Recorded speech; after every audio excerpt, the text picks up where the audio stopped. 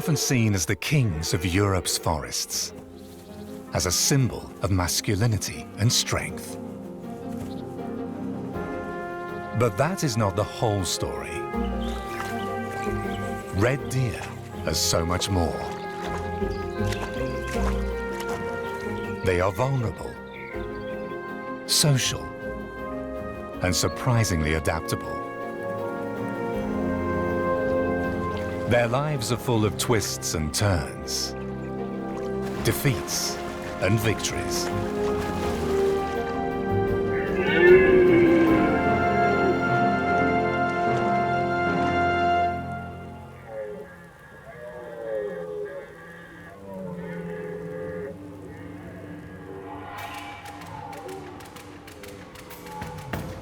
In autumn, excitement mounts in Germany's red deer territories.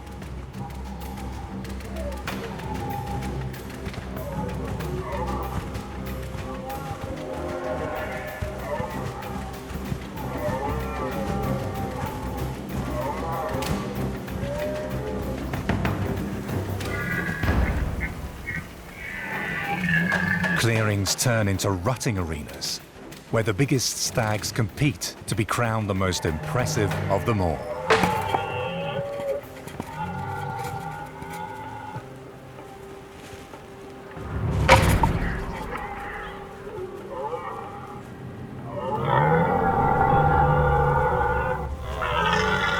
The victor's prize are a number of females called hinds, and with that, the chance to sire a large number of offspring. 6 weeks of running and fighting around the clock.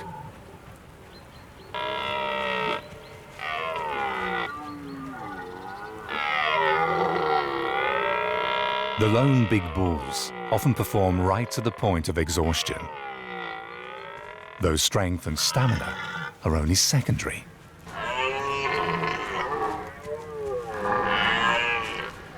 It's the roar that provides the key to producing powerful offspring.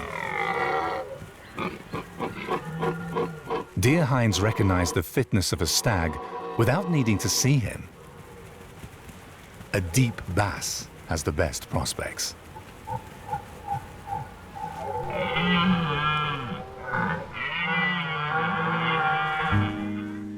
Out at the booming concert, they pick just the right one.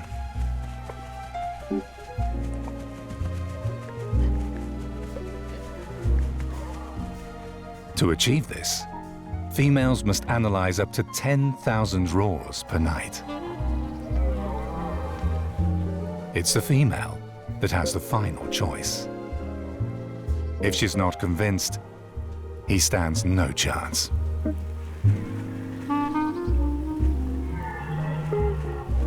The hinds appreciate good manners. Already now it becomes clear who has the best chances to produce strong offspring.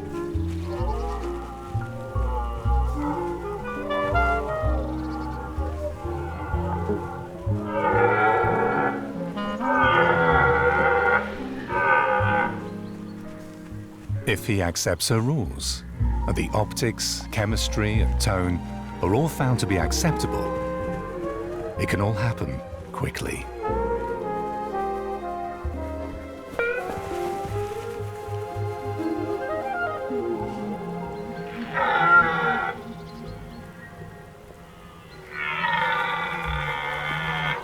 Being dominant is a temporary leadership position. It includes a lot of stress and guarantees exhaustion.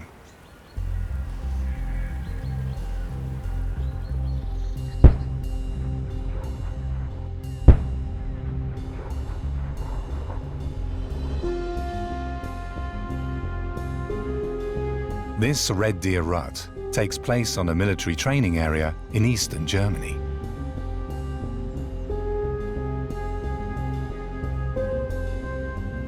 Many stags have passed on their genes here, paying a high price in doing so.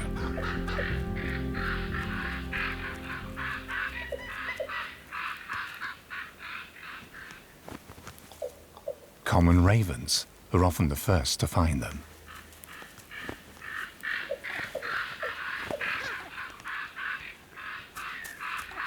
Alone, they're hardly capable of getting a few bites from the carcass.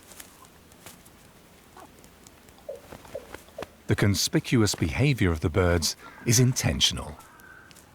In order to eat properly, they need help to start the feast.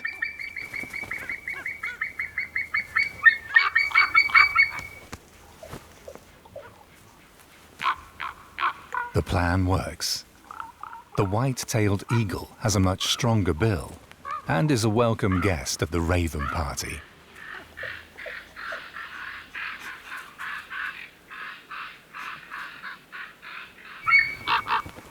As soon as a hole has been ripped into the deer skin, the buffet is open. The organs are usually first to disappear.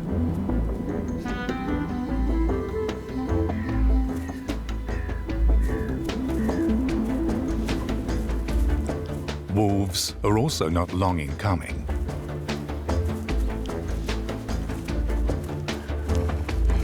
They're quick to pick out the biggest choice pieces. The pack has many mouths to feed.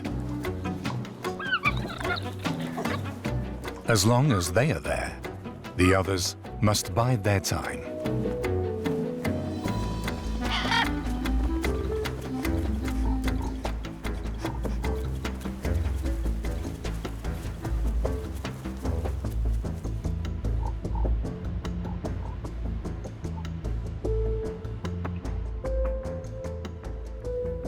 The following morning, a young wolf returns to the carcass.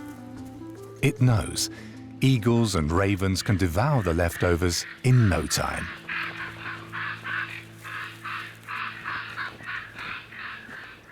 Eagles eat a lot. They are attacked first. The ravens also don't really get a chance to dig in. Actually, the wolf is already full. It's just food envy that drives it.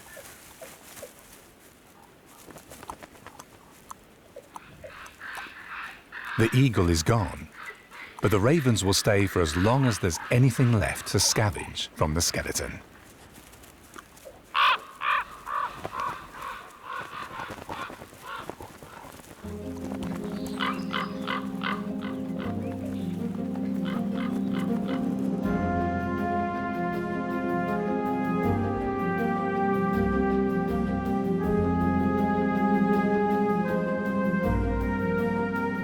The rich mosaic of forests, heath, and wetlands provides optimal conditions for red deer.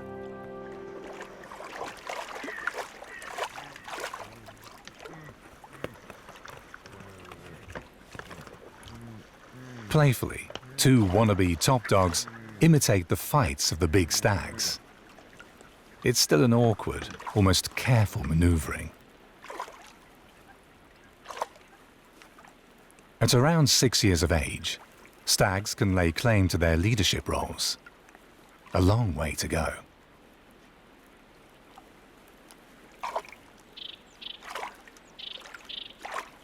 Already now, they look at the hinds with interest.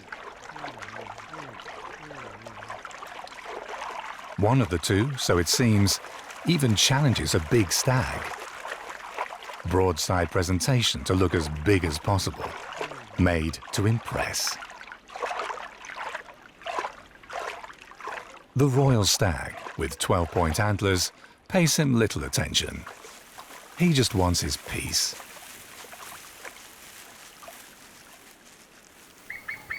Nearby, white-tailed eagles gather in the hope of finding easy prey.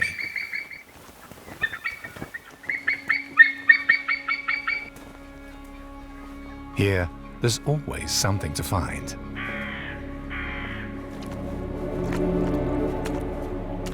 A hooded crow is stuck in the mud. The young eagle also seems surprised.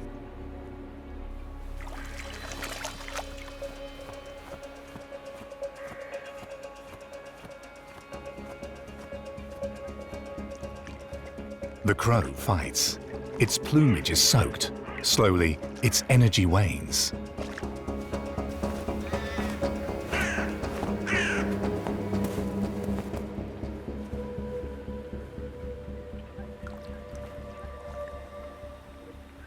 another crow attacks.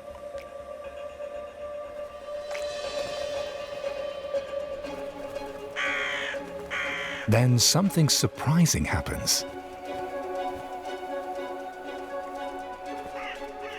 A parent bird wants to help.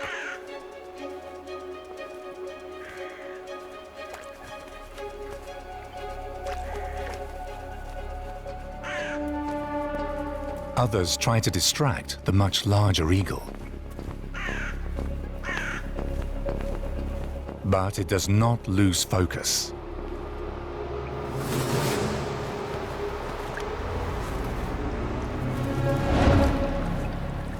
White-tailed eagles mainly feed on fish, but they don't let opportunities like these go to waste.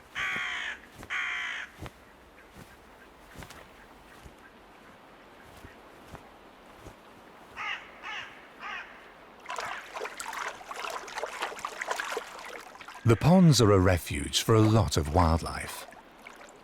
The majestic macho does not notice who is in his way.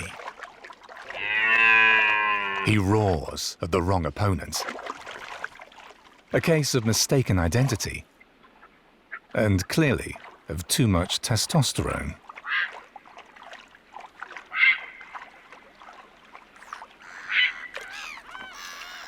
In the shallow water, an otter sets out in search of prey.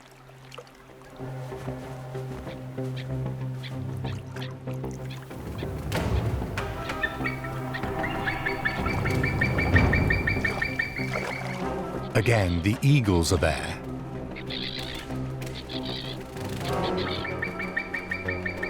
In a team, they try to steal the fish.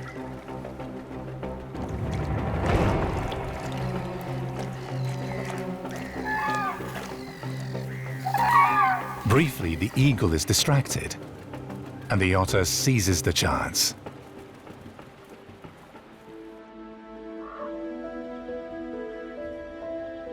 Autumn mists lie over the land. The red deer, recently still fierce rivals, now quietly move in harmony.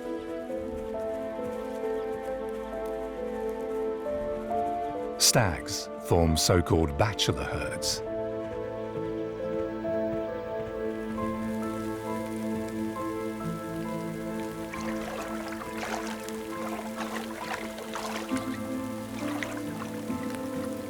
The hinds and calves from the previous year keep to themselves.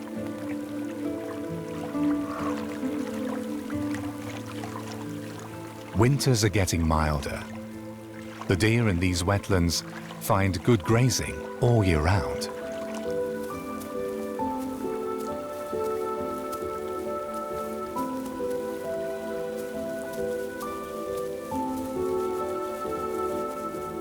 Ideal conditions for the vegetarians.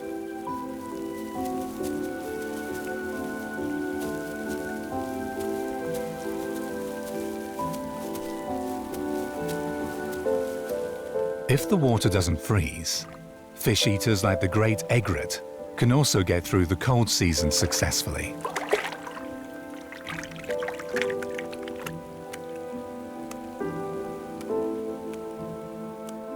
Climate change has been having an impact for a while. Summers and winters are getting drier.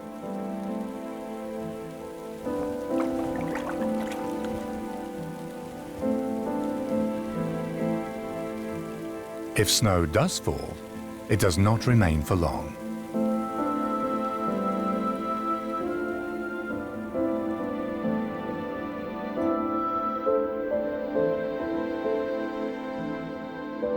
The deer now prefer to retire into the forests, between the wetlands and the military zones.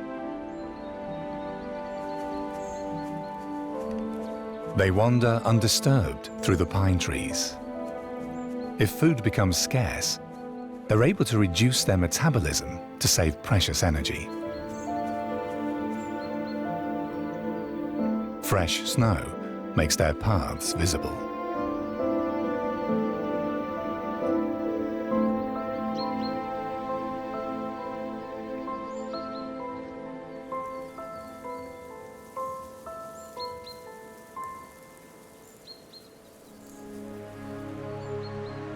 With spring come storms.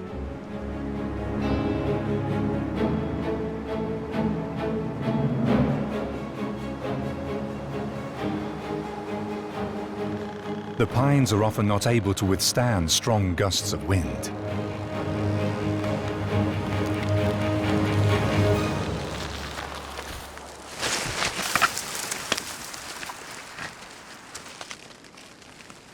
For some, the fallen trees are irresistible.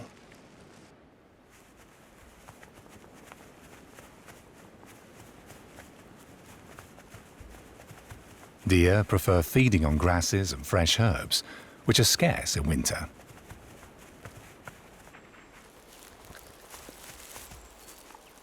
The adaptable animals now like to snack on fresh bark. Young pines have thin bark that's easily stripped off. A poor diet, but one that ensures their survival.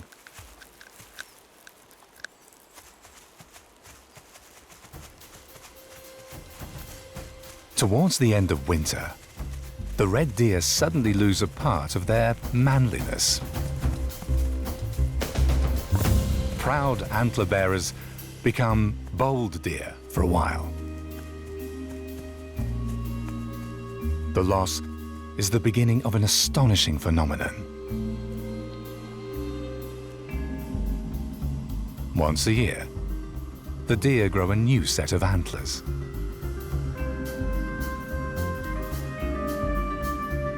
At more than 2 centimeters per day, it's the fastest organ growth in the animal kingdom. Within just 120 days, red deer can grow about 10 kilograms of new bone.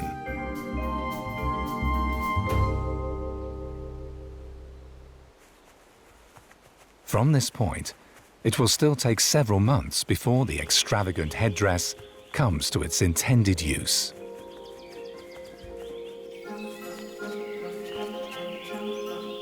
Shed antlers are the excess of an extremely efficient metabolism. Rich in proteins and minerals, they deliver valuable resources to the forest residents.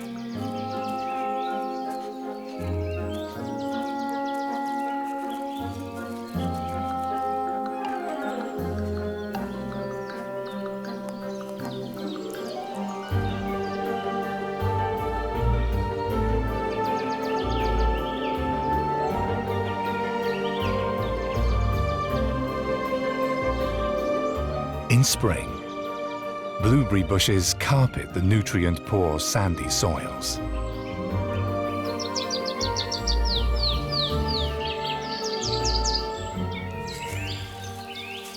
At first, the new antlers are as soft as velvet. Leaves and shoots of the blueberries deliver enough energy and resources for the first growth spurt.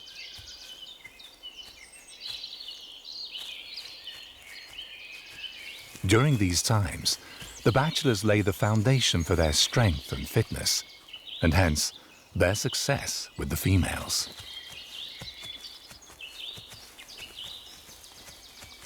The macho males of the autumn now roam around the forests quietly in herds.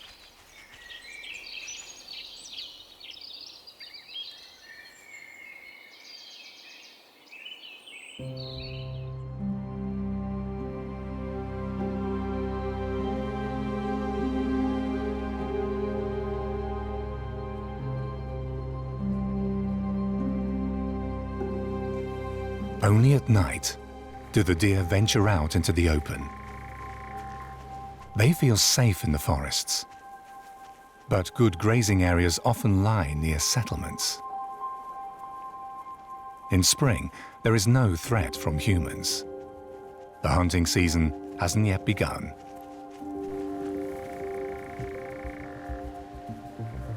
Something else scares the herd.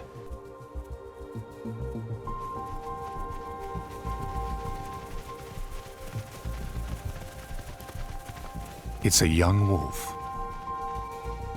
Alone, he presents no danger to the deer. Without alarm, they trot away to safety.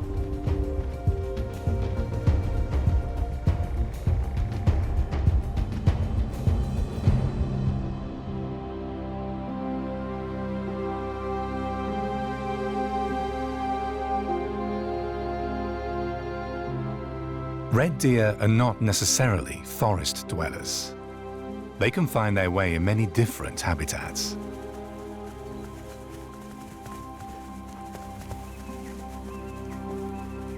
If they have the choice, they will always return to the open.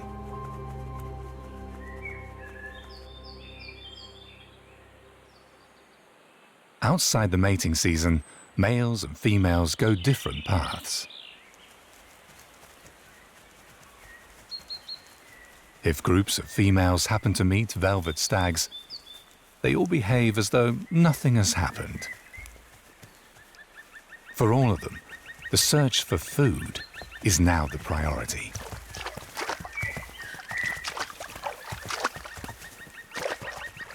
These are the last days of togetherness for the females.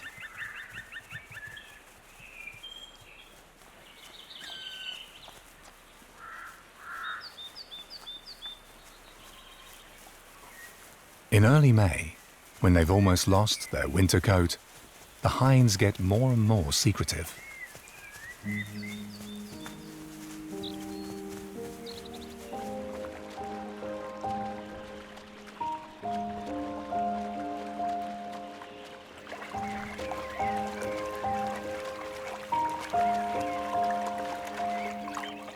They retreat to small islands or peninsulas, lying well protected in the reeds.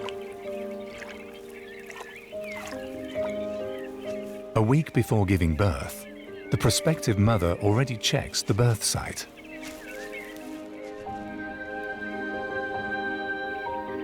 During this time, it's almost impossible to spot the animals or to find their hiding places.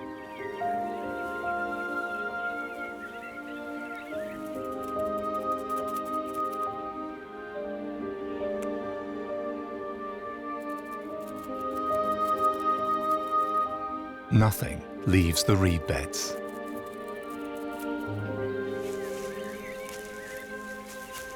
Then it's time.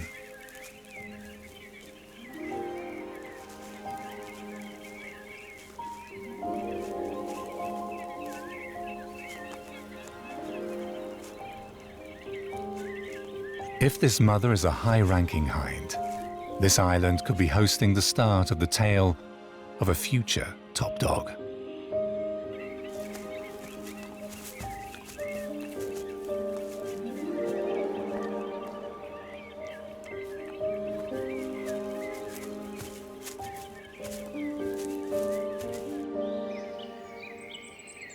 Mixed forests surround the wetlands. It's the time of the stag beetle. In June, old oaks start to bleed. The beetles are attracted by their sweet sap. This tree already has an owner, and it tolerates no visitors.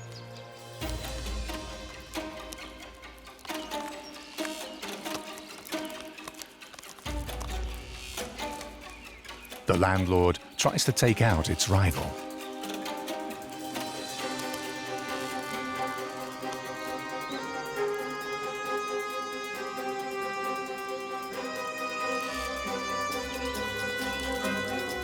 If two beetles lock horns, a fight like this can sometimes last for an hour.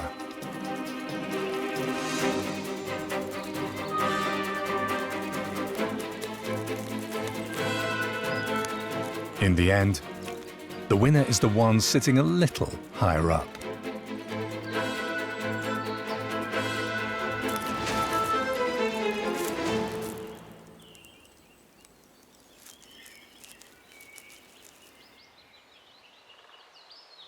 Back to the real stags. Virtually invisible, a calf ducks into the low forest undergrowth.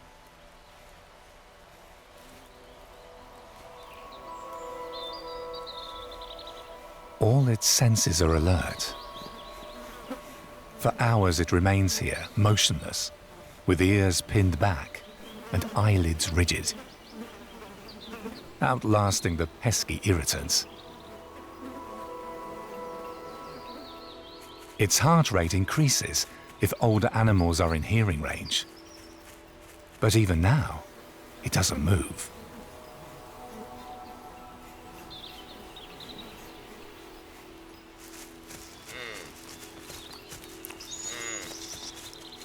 Only once it receives its mother's signal does it venture out of cover. The calves live this hidden life for about 4 weeks.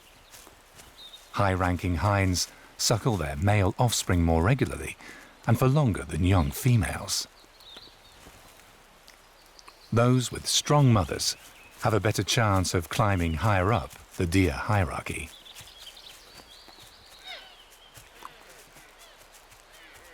In July, the hinds once again reform their herds, that now also include the calves. The time of isolation is over.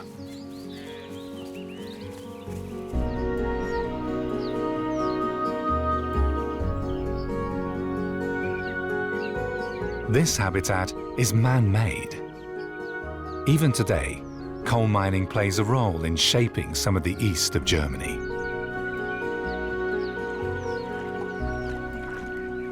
After the retreat of the Ice Age glaciers, it probably looked a little like this when large mammals dominated the landscape.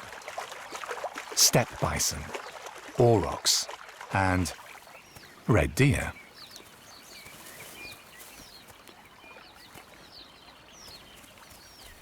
Hunters followed in their footsteps. Wolves.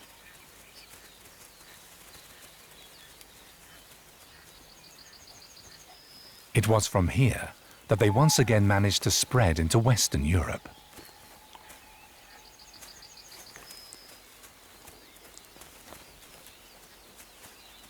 The first wolves from Poland were able to gain a foothold on protected military areas.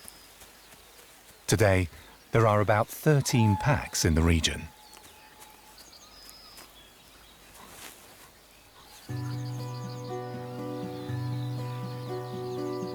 This former mining area was transformed into a wetland-dominated landscape, one of the largest in all of Germany.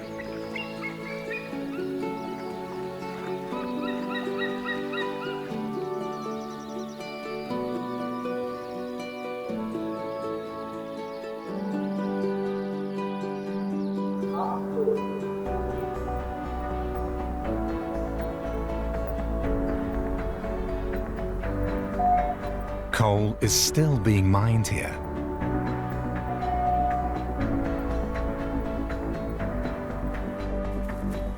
When the heavy machinery is put out to pasture, nature will once again take over the reins.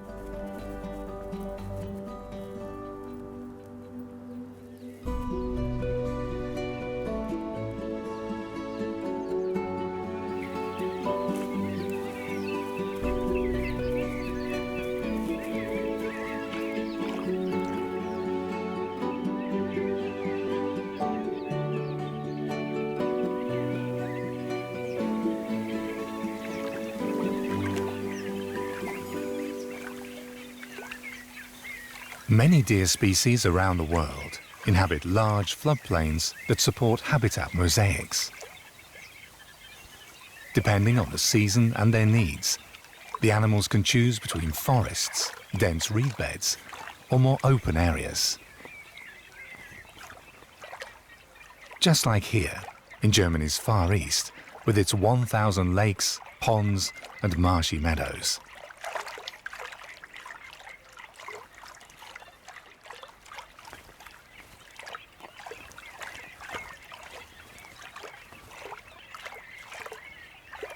Here, deer calves have a lot of contact with water from early on. Where their mothers can wade comfortably, they need to swim. This makes it tough to keep close contact.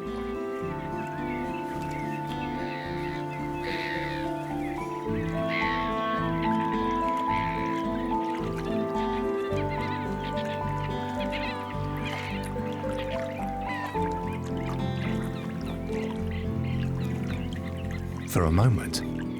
The little one is uncertain.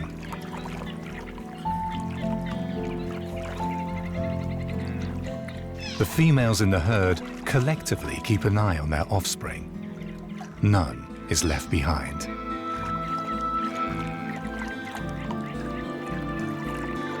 They do not need to learn to swim. They master it instinctively.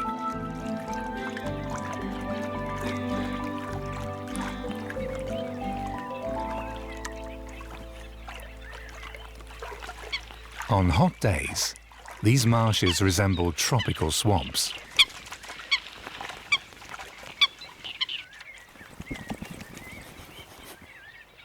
To see red deer in the water in this part of Europe is something special.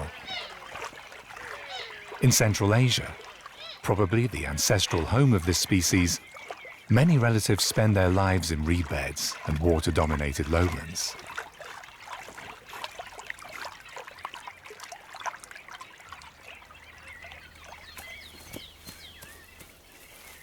If the animals feel safe, they literally allow the zest for life to run wild in a dance performed by the young deer.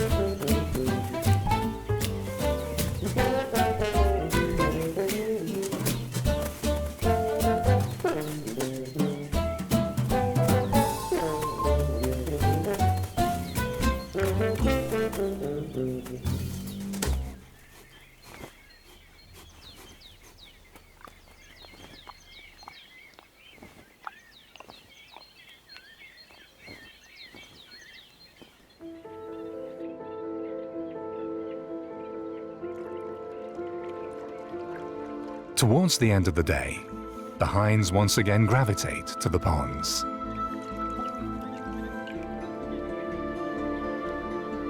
Water dropwort, which is poisonous to other animals, is devoured as readily as reed shoots and water plantain.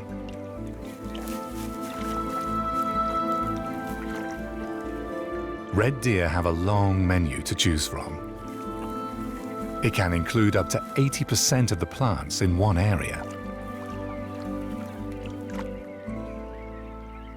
This flexibility is one of the reasons why they are so adaptable.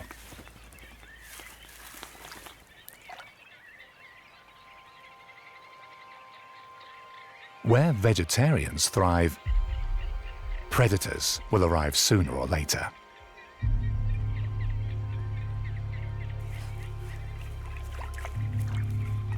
Behind the reed belt, a wolf tries to pick up the scent of the deer.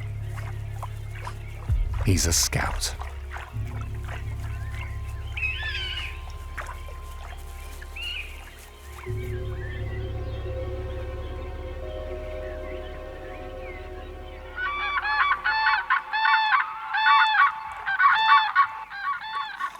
While the reeds are great for protecting the hinds with their calves, it also shields possible attackers from view.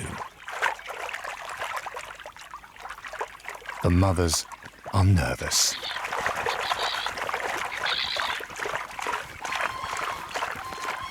They sense something is afoot. The animals gather in the open terrain. Here, the distance to the reed thicket is greater. After a while, the deer relax again, and with them, the other wetland residents.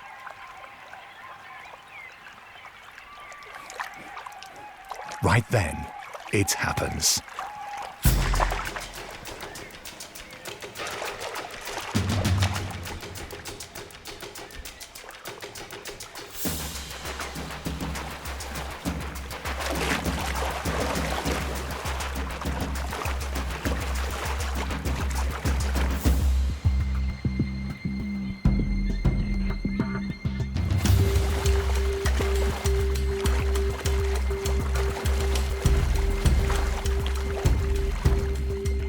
With their short legs, the wolves are far inferior to the deer in the water.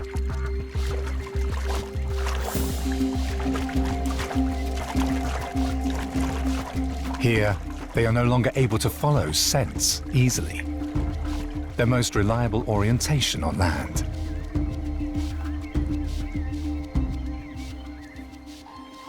No chance this time. The wolves pull back. Those not fast enough are sent on their way.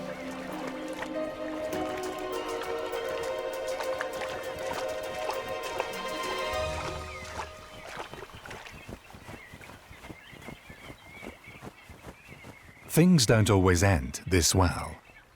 One of the hinds lost her tail during a previous encounter.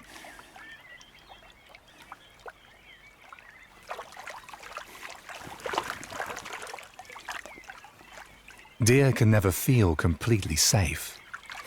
Wolves don't comply with the legal hunting season.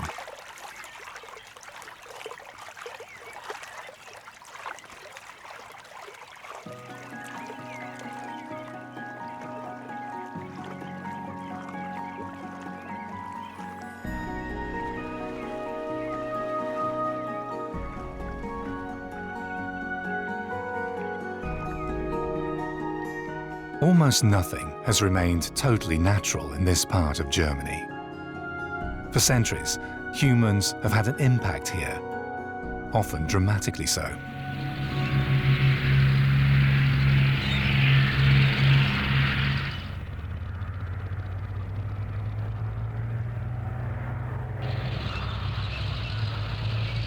Action in deer country. Tank chains now take over the role that was performed by large herbivores for millennia, preventing the forest from taking over.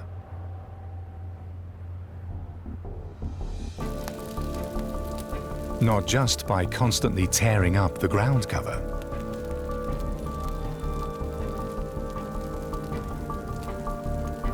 Target practice continues, causing fires that are restricted to smaller areas.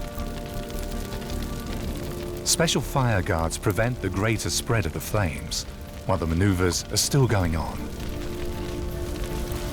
Fire keeps the heathland free of trees.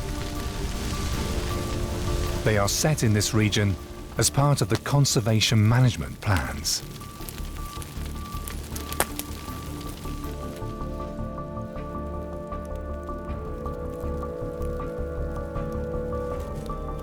Most insects and other small invertebrates survive the heat wave just a few centimeters below the surface.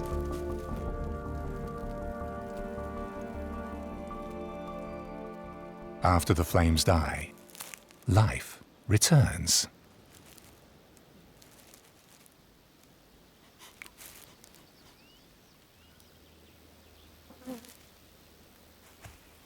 Even a young stag shows up.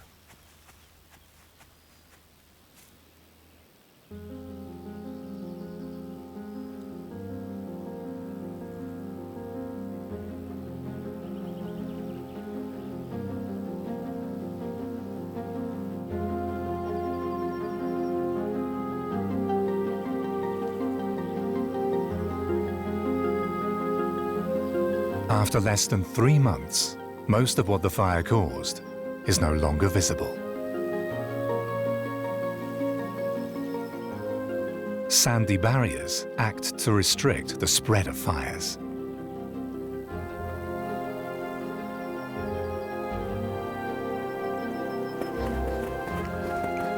In addition, they serve the deer as a trail.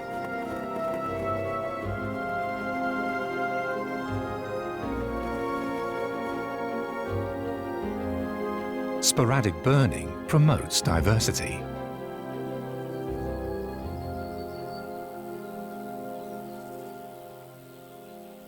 The heathland then blooms even more intensely and provides a habitat for many new species. Among them, some from the steppes and semi-deserts of southern Europe.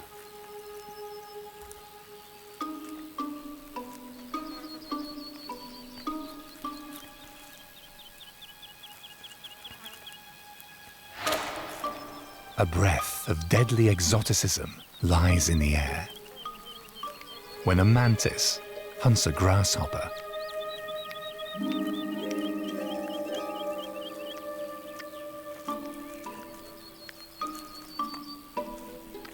A blue-winged grasshopper.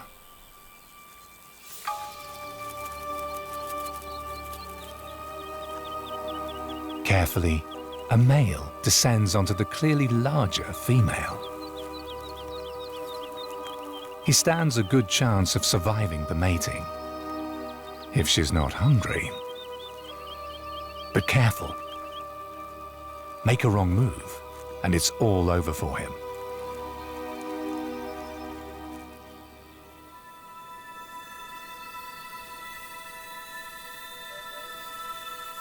In summer, this region is one of the warmest parts of Germany.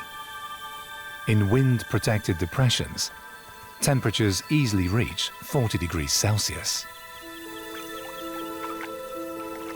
Right now, when the deer need to drink a lot, water becomes scarce.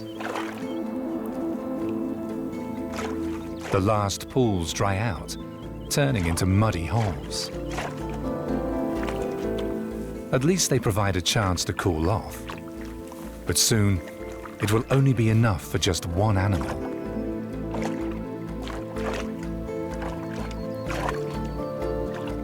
For a while, the muddy sludge has not been good for drinking.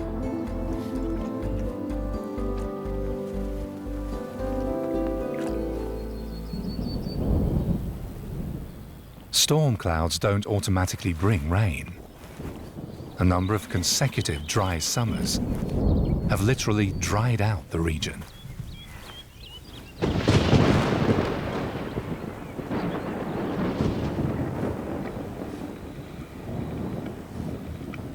The deer sucks the last drops out of the wallow.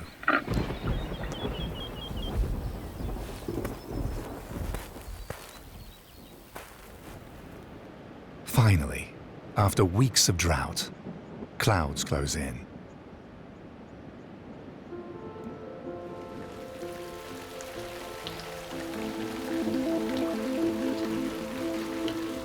Within hours, the pool fills up again.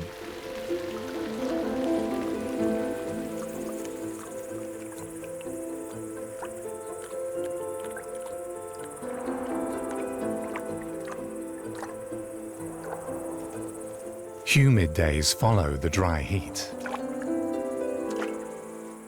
And with them, an explosion of pesky irritants. Louseflies, horseflies, and mosquitoes drive the deer crazy.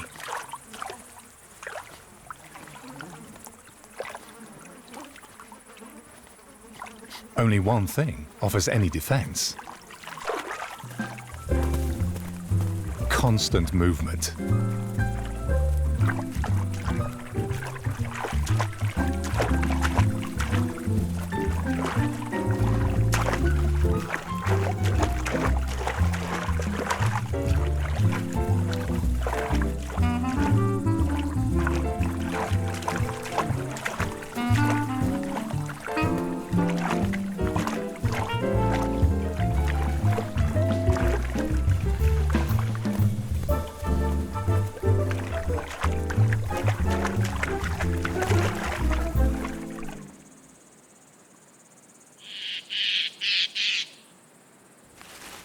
Autumn is harvest time. Here and there, some apple trees grow in the deer range, relics of long-abandoned villages. At dusk, life enters the orchard.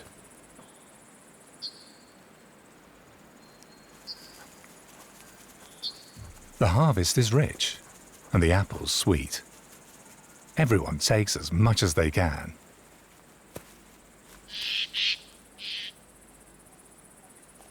The red deer are now raring to go for the season's highlight. The stags, that have been so tolerable, are again getting irritable and readying for a fight. And that has nothing to do with the apples. Something is making them nervous.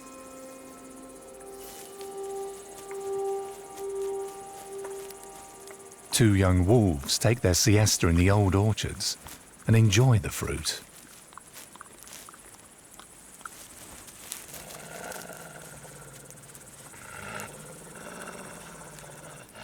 It will be many months before the deer need to start looking out for these two.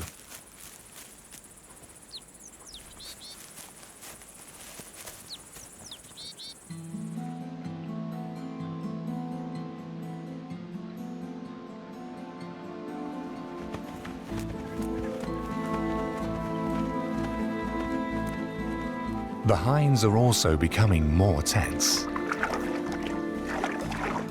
while their tolerance threshold drops.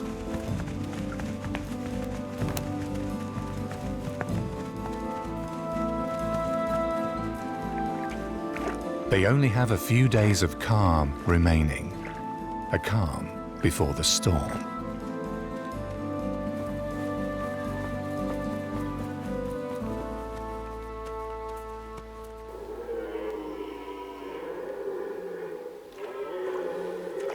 And then he steps out. The contender for first place. The event of the year can begin.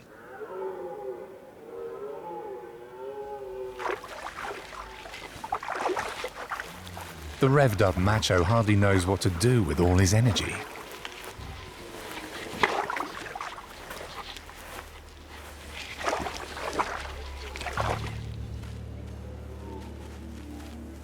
Then a rival approaches through the reeds.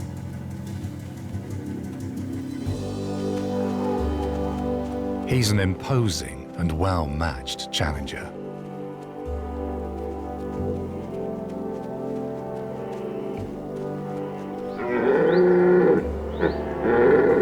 The pond is transformed into an arena.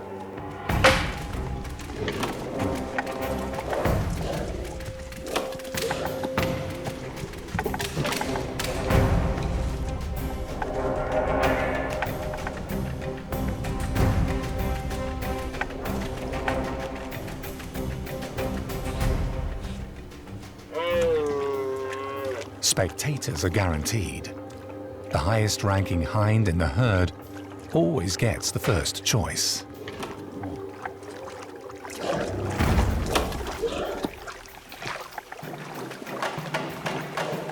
The contenders are locked in the final act, fighting for the privilege of mating.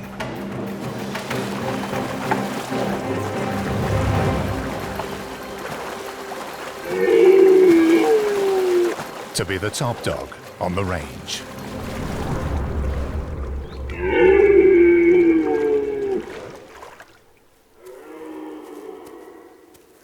The rival has been driven away successfully, but the triumph takes its toll.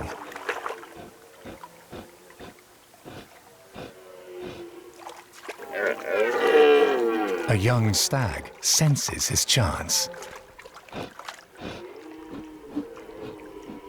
Is he really trying to lure the exhausted winner to engage again? Will the old macho leave his hinds to this young pretender that just showed up?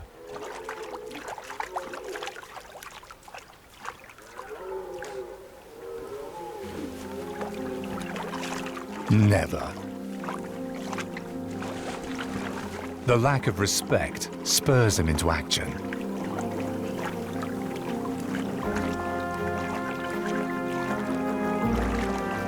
The sight of a female inspires.